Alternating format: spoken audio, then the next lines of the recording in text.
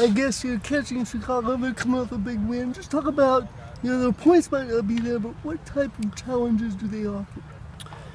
They're a good team, better than their record. Seems like I say that every week, but I think that's true with MLS. A lot of teams up and down.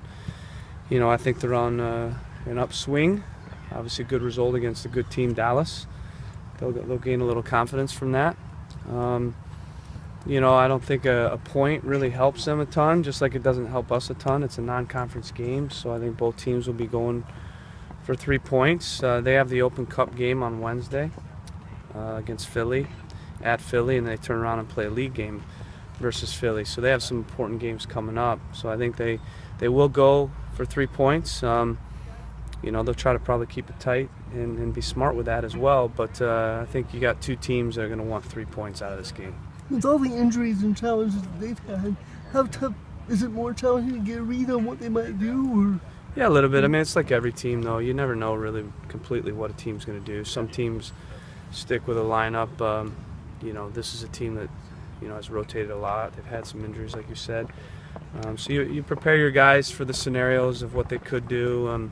But ultimately, we've got to look at the start sheet. We'll send individual clips to the guys so they get to get a sense of their individual players. They've got some very talented individual players, and they've scored quite a few goals off counterattacks.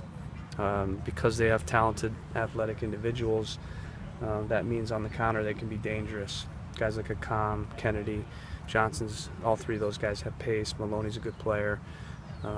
Ship was was Rookie of the Year, I believe, last year, or should have been if he wasn't. So they've got good individual players that you have to be aware of. We need to make sure we're concentrated for 90 minutes and focused, and then we need to come out and play well.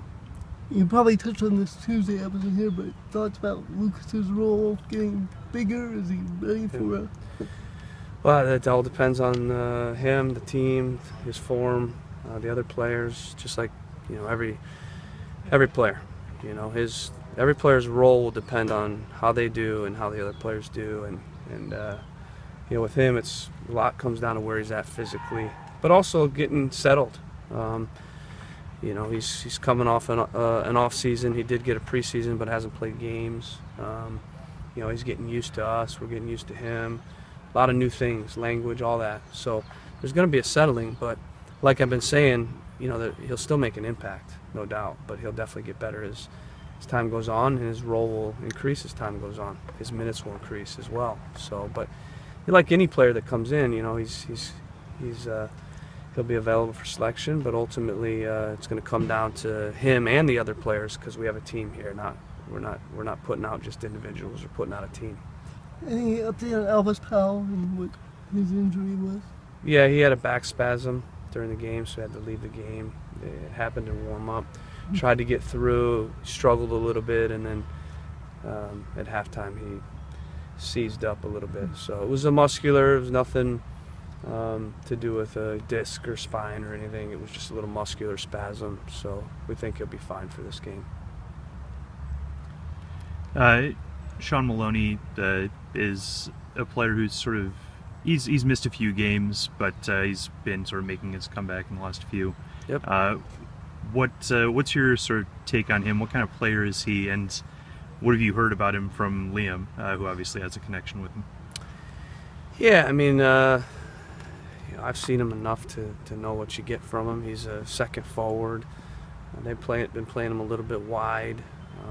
You could call him a 10. Depends on the system a little bit they play, but he's clever. He's a good passer, especially a long-range passer, and long-range finisher as well. So he's good on dead balls. He's good on free kicks. He can shoot from distance. He's got a little bit of shiftiness to his game, 1v1, chops and cuts and gets you off balance. So individually, he's a guy we have to be aware of.